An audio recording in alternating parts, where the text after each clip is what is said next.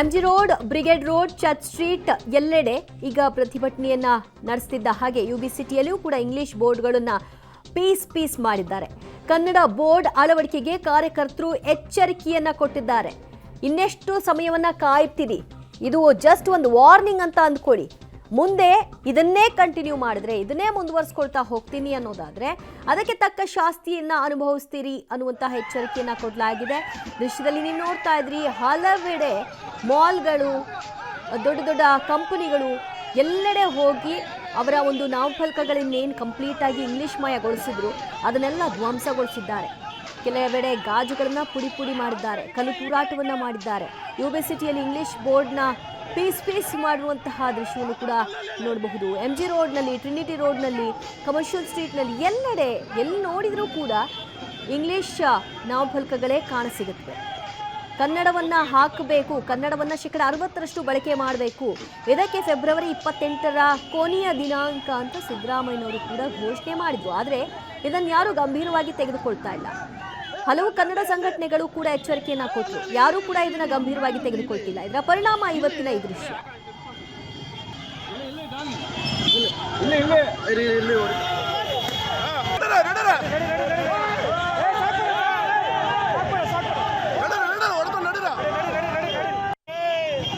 ಕನ್ನಡ ಕನ್ನಡ ಕನ್ನಡ ಕನ್ನಡ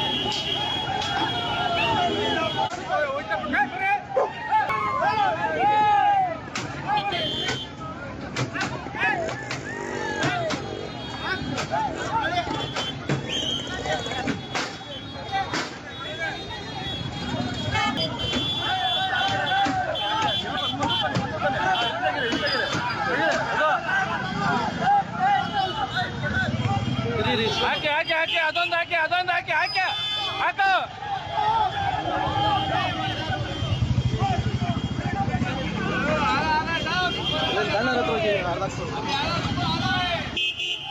ಇನ್ನೊಂದೈತೆ ಅದಕ್ಕೂ ಕೊಯ್ಯ. ಇನ್ನೊಂದೈತೆ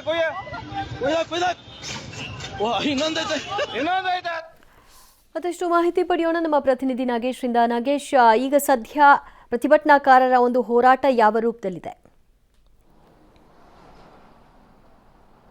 ದಿವ್ಯ, ಬೆಳಗ್ಗೆಯಿಂದಲೂ ಕೂಡ ಕನ್ನಡಪರ ಸಂಘಟನೆಗಳು ಇವತ್ತು ಬೆಂಗಳೂರಿನ ವಿವಿಧ ಕಡೆ ಅಂದರೆ MG road, brigade road, church street, ಮಾದೇವಪುರದ ಫಿನಿಕ್ಸ್ ಮಾಲ್ ಸೇರಿದಂತೆ ಬೇರೆ ಕಡೆ ಪ್ರತಿಭಟನೆಯನ್ನು ಮಾಡಿ ಇಂಗ್ಲೀಷ್ನಲ್ಲಿರುವಂಥ ನಾಮಫಲಕವನ್ನು ಹೊಡೆದುಹಾಕೋದ್ರ ಮೂಲಕ ಆಕ್ರೋಶವನ್ನು ವ್ಯಕ್ತಪಡಿಸುವ ಕೆಲಸವನ್ನು ಮಾಡ್ತಿರುವಂಥದ್ದು. ಹಾಗಾಗಿ ಬೆಂಗಳೂರಿನ ಫಿನಿಕ್ಸ್ ಮಾಲ್ ಬಳಿ ಈಗಾಗಲೇ ನಗರದ ಬೇರೆ ಕಡೆ ದೊಡ್ಡ ಮಟ್ಟದಲ್ಲಿ ಪ್ರತಿಭಟನೆಯಾಗಿ ಅಲ್ಲಿ ಅಳವಡಿಸಿದಂಥ ಇಂಗ್ಲೀಷ್ ನಾಮಫಲಕಗಳನ್ನು ಹೊಡೆದುಹಾಕಿರೋದ್ರಿಂದ ಎಲ್ಲೋ ಒಂದು ಕಡೆ ಎಚ್ಚೆತ್ತಂಥ ಫಿನಿಕ್ಸ್ ಮಾಲ್ನ ಸಿಬ್ಬಂದಿಗಳು ಮತ್ತು ಅಕ್ಕಪಕ್ಕದಲ್ಲಿರುವಂಥ ಖಾಸಗಿ ಮಾಲ್ನ ಸಿಬ್ಬಂದಿಗಳು ಅಲ್ಲಿರುವಂಥ ಆ ಗೇಟ್ಗಳ ಮೇಲೆ ಕನ್ನಡದ ಬಾವುಟಗಳನ್ನು ಹಾರಿಸುವುದರ ಮೂಲಕ ತನಗಾಗುವ ಅನಾಹುತದಿಂದ ತಪ್ಪಿಸಿಕೊಳ್ಳಿಕ್ಕೆ ಎಲ್ಲ ರೀತಿಯ ಮುಂಜಾಗ್ರತಾ ಕ್ರಮವನ್ನು ಮಾಡ್ಕೊಳ್ತಿರುವಂಥದ್ದು. ಅದರ ಜೊತೆಗೆ ಅಲ್ಲೂ ಕೂಡ ಸಾಕಷ್ಟು ದೊಡ್ಡ ಮಟ್ಟದ ಪೊಲೀಸ್ ಭದ್ರತೆಯನ್ನು ನಿಯೋಜನೆ ಮಾಡ್ತಿರುವಂಥದ್ದು. ಯಾಕಂದರೆ ಈಗಾಗಲೇ ಫಿನಿಕ್ಸ್ ಮಾಲ್ಗೆ ದೊಡ್ಡ ಮಟ್ಟದ ಕನ್ನಡಪರ ಸಂಘಟನೆಗಳು ಬಂದು ಗಲಾಟೆ ಮಾಡ್ತವೆ ಅನ್ನುವಂಥ ಮುಂಜಾಗ್ರತಾ ಮಾಹಿತಿ ಅವರಿಗೆ ಇರುವಂಥದ್ದಕ್ಕಾಗಿ ಅಲ್ಲಿ ಯಾವುದೇ ರೀತಿಯ ಅಹಿತಕರ ಘಟನೆಗೆ ಕಾರಣವಾಗಬಾರ್ದು ಅನ್ನುವಂಥ ಕಾರಣಕ್ಕೆ ಈಗಾಗಲೇ ಪೊಲೀಸ್ ಭದ್ರತೆಯನ್ನು ಮಾಡಿಕೊಂಡಿರುವಂಥದ್ದು. ಅದರ ಜೊತೆಗೆ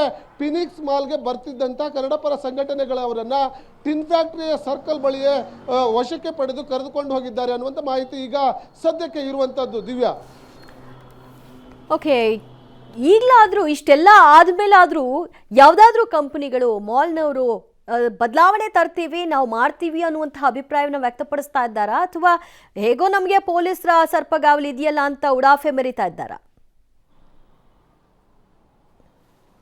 ದಿವ್ಯಾ, ಮೇಲ್ನೋಟಕ್ಕೆ ಈಗ ಈ ಇಷ್ಟು ಬೆಳವಣಿಗೆ ಅಂದರೆ ಬೆಳಗ್ಗೆಯಿಂದ ಕನ್ನಡಪರ ಸಂಘಟನೆಗಳು ಈಗಾಗಲೇ ನಗರದ MG road, brigade road, church street ಸೇರಿದಂತೆ ಬೇರೆ ಬೇರೆ ಕಡೆ ಅಳವಡಿಸಿರುವಂಥ ಇಂಗ್ಲಿಷ್ ನಾಮಕ ಫಲಕಗಳ ಮೇಲೆ ದಾಳಿ ಮಾಡಿ ಹೊಡೆದಾಕಿರೋದನ್ನು ನೋಡಿದಂಥ ಕೆಲವು ಖಾಸಗಿ ಕಂಪನಿಗಳು ಮತ್ತು ದೊಡ್ಡ ದೊಡ್ಡ ಮಾಲ್ಗಳ ಸಿಬ್ಬಂದಿಗಳು ಅಲ್ಲಿ ಯಾವುದೇ ರೀತಿಯ ಅನಾಹುತಗಳು ಆಗದೇ ರೀತಿಯಲ್ಲಿ ಮುಂಜಾಗ್ರತಾ ಕ್ರಮವಾಗಿ ಕನ್ನಡ ಪರ ಸಂಘಟನೆಗಳ ಒಲವು ಪಡೆದುಕೊಳ್ಳಲಿಕ್ಕೆ ಅಲ್ಲಿ ಕನ್ನಡದ ಬಾವುಟಗಳನ್ನು ಹಾರಾಡಿಸಲಿಕ್ಕೆ ಮುಂದಾಗಿರುವಂಥದ್ದು.